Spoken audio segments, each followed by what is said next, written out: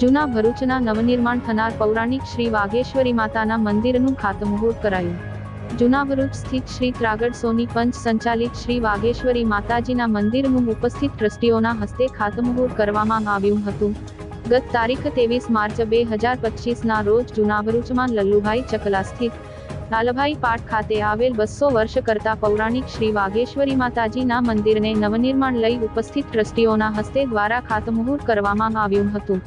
આ પ્રસંગે પૌરાણિક શ્રી વાઘેશ્વરી માતાજીના મંદિરના નવનિર્માણ લઈ ટ્રસ્ટી સંજય સોનીએ ભરૂચ શહેર અને જિલ્લાની જનતાને મંદિર નિર્માણ માટે દાનની અપીલ કરી હતી.